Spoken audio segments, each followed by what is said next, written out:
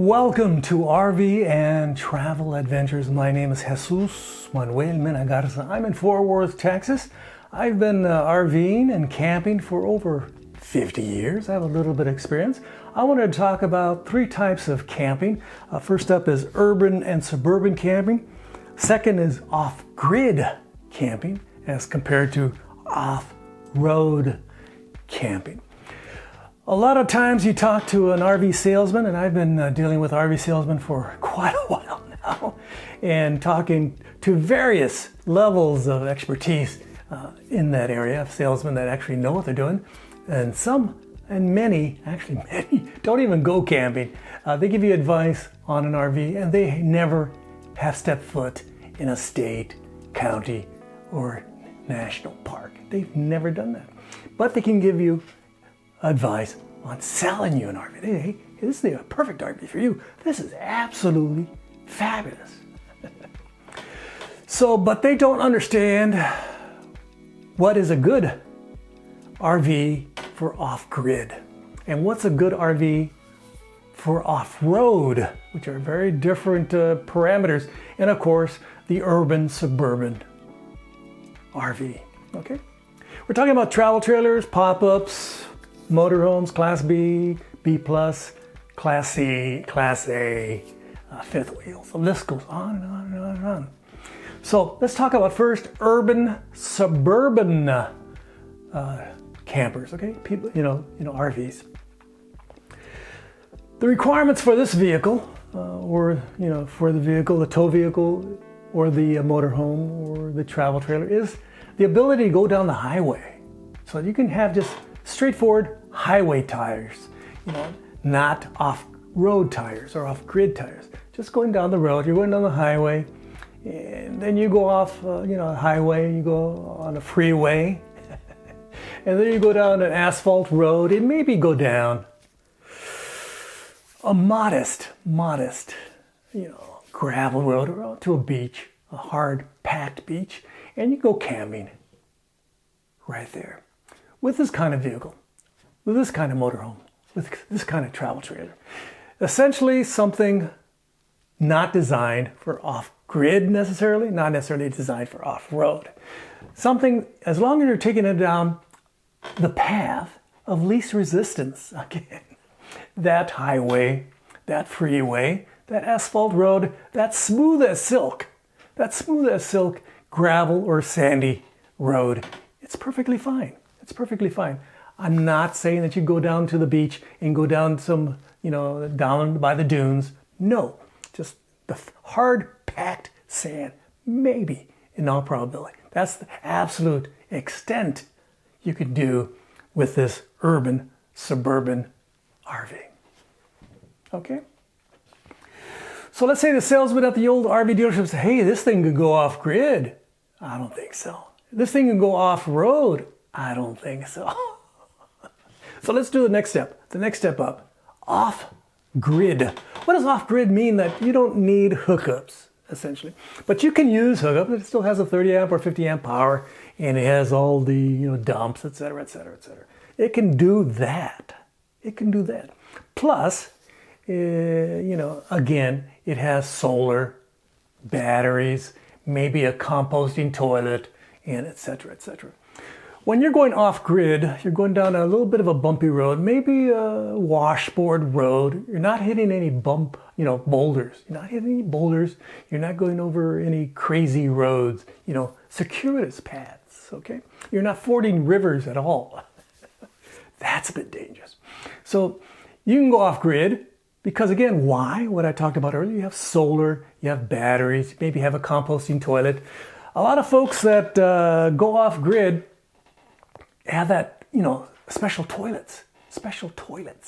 And those composting toilets, especially the $1,000 ones, can store about a week or two of poop for a small couple that does small poops.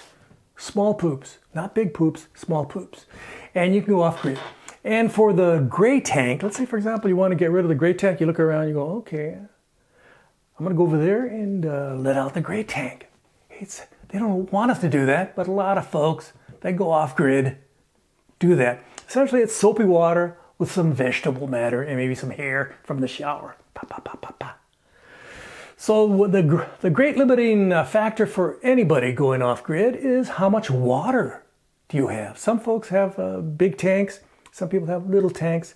Some people have they just carry extra water. They carry a lot of extra water. So it can stay out longer. My Rockwood Mini Lite said that it had a freshwater tank of about almost 60 gallons. But the fact is, it's not supported. The big old tank is not supported to hold 60 gallons. It could hold 10, 20 gallons, but you can't put a lot of water in it. So you have to make sure that your structure of your RV is strong enough to handle all that water if you take it all. Don't forget, I think it's about 8.5 pounds per gallon of water. So that's water super heavy. So the great limiting factor for a lot of people going off grid is water. With solar, it's an infinite resource typically. And and if you want to do some dumps, you can dump it. You're supposed to go to the dump site for the water or the gray water, but a lot of people. That person, not me, that person, not me, will dump it just a little bit on the side, drop off the water. Hey, anybody who come in? There goes that water. Again, it's mainly soapy water and some vegetable matter, a little bit of whatever you got in some of your hairs and stuff like that. So that's how it works out. So off-grid, hey, more battery, more solar, more better, and a composting toilet, wow, you're set. Then we go to off-road. Again, when you're going off-road, that RV is going like this, boom, boom, boom, boom, because it was hitting some big rocks, some big ruts, boom, boom, boom, boom. Again, my experience has been with my Rockwood Mini Lite, I just hit a railroad track about this high, about 2 inches high, at 35 miles an hour. My drawers would fly out. Several times I've done that, to the point now that I have a special clasp on my drawers to make sure they don't fly out. Again, some of these manufacturers that make off-road, vehicles, travel trailers and such.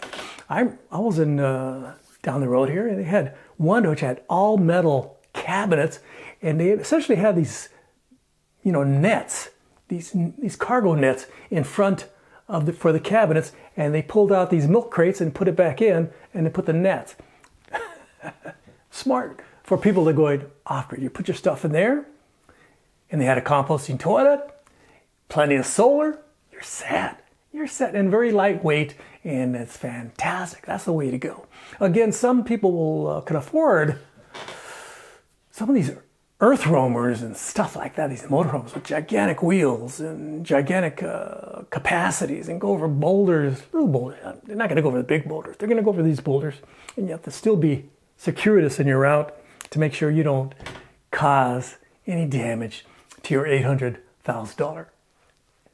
Fantastic earth roamer style motorhome. So we talked about urban, suburban, basic, suburban, urban camping. Then you go off grid, you need some solar, you need some way to, have a lot of water, and do it to your best ability. Some extra containers of water, because that's going to be your main limiting factor when you're camping. Some folks who camp where there's water nearby, some clean water nearby, and you got to make sure it's clean. There isn't a sewage plant down there that's dumping all their crap down here to you, and you're going, oh, this water looks good. I've been in a situation. I thought this water looked pretty good, but I went down the road, and that's where everybody was dumping, their garbage, and they had a sewage treatment plant right there, and they didn't do any tertiary treatments. It was just secondary, basic treatments. So you need a filtration system. In my current iteration of my travel trailer, I got 4-stage water filter. I got a 2-stage outdoors, and then it goes inside the RV and has another stage of filtration, and then I pour the water into a container that has, those pure type of filtration systems, and that's a 4th stage of water filtration. So that water's tasting pretty good and has minimal contamination. Minimal contamination.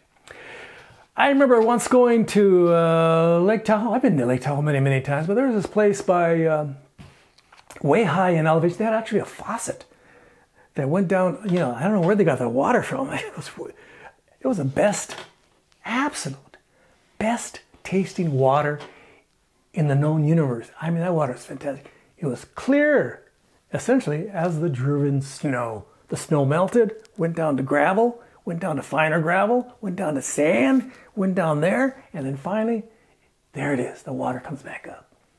Wow, it was great tasting water. So hope you enjoyed this video. Again, don't rely on the salesperson to tell you, oh, that RV, it'll go off-road.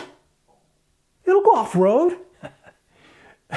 Nah, don't trust your salesman. Do your research.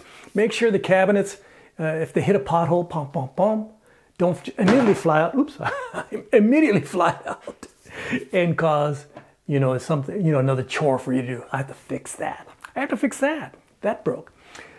I was once offered a job to work, I think, in Chaco Canyon. But to go to Chaco Canyon, you had to go down this, you know, cardboard, what do you call it, the rutted road. And I said, nah, I'm not gonna take that job. Sounds like a lot of fun. I wanted to be down there. My wife said, we both would love to go down there. But by the time we got at the end of the road, a lot of people said, hey, we had to fix our doors and the refrigerator fell off. The cabinets fell off. And of course, the suspension got a little bit wonky. And that's not good. That's my RV. I know is a suburban, urban, you know, travel trailer. It's not off-grid and it's not off-road. That's a harsh reality. Unless I do a lot of modifications, it might be able to do off-grid. If I put a composting toilet, added more solar, etc., etc., then I can modify it and make it work. Off-grid. Off-road, no way, Jose. No way, Jose. Hope you enjoyed this video. Don't forget to like, subscribe, and share. And don't believe what every salesman tells you and says, hey, you got to buy this. You know, I've never gone camping. I never owned one of these. But take my word for it. You should buy it. Don't forget to, again, to like, subscribe, and share. And leave your kind and friendly comments below. Abajo. Again, below, way below. I would greatly appreciate it. What has been your experience camping? What do you use to go off-grid? What do you use to go off-road? Do you dare to use your urban, suburban, you know, RV to go off-road? Are you crazy? That's local?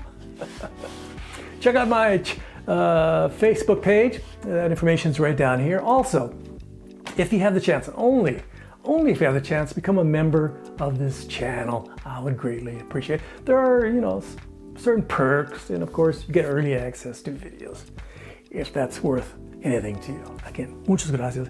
Of course, I do have a Patreon page, patreon.com/JMM Garza. Check it out. You can become a Patreon supporter of this channel. And I would like to thank all the supporters of this channel. Muchos gracias. And especially all you subscribers. Again, muchísimos gracias. I'm in Fort Worth, Texas. Hope you're doing absolutely fabulous. In the next couple days, it's supposed to be in the 20s and teens here. It's supposed to snow tomorrow and the next day here in Fort Worth, Texas. We're in early January. Hope you're doing fantastic and enjoying sparkling, absolutely warm weather wherever you're at. Are you in Hawaii? Are you in Florida? My neighbor just is in Florida right now. She's camping over there. She's having a great time. She said, hey, it's nice and warm over here. Gracias. Adios. Ring the bell for future notifications. Muchas gracias a todos ustedes. Bye-bye.